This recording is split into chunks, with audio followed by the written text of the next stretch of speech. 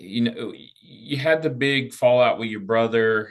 That's behind you in a way, but then we had the cage match at Pro South, right? Right. What happened at the end of that?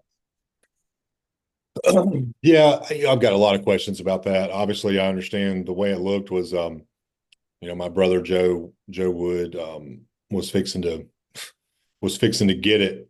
Um, and I came out with a steel chair. And everybody obviously assumes that I was coming to aid in the commission's efforts to put him down.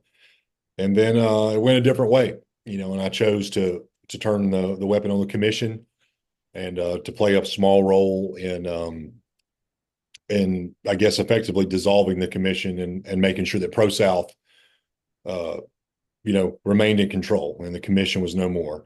And so there's two pieces to this. The first piece is, my brother beat me in that last man standing match, fair and square, whether I like it or not. And we disagreed on a lot. Some things happened.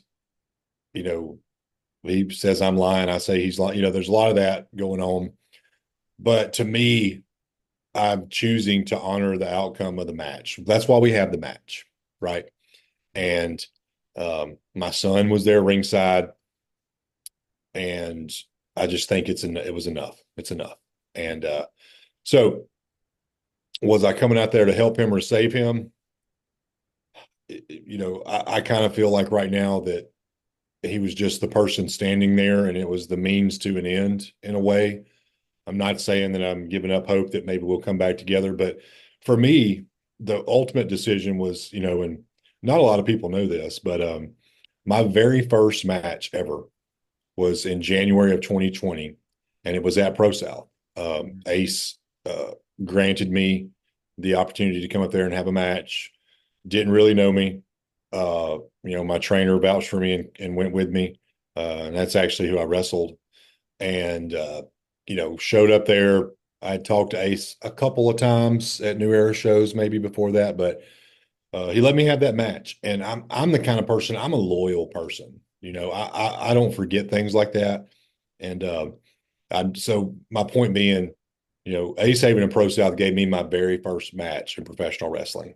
When, there's not a large market for, there's lots of guys my age that are in the wrestling business, but most of them have been in the wrestling business for a long time. There's not a huge market for 35-year, well, I was 36 at the time, 36-year-old, trainees trying to break into pro wrestling, right? And so I just really appreciated he gave me that opportunity. And so in the closing moments of that match, it kind of started coming back to me what Pro South did for me and how important it is that Pro South live.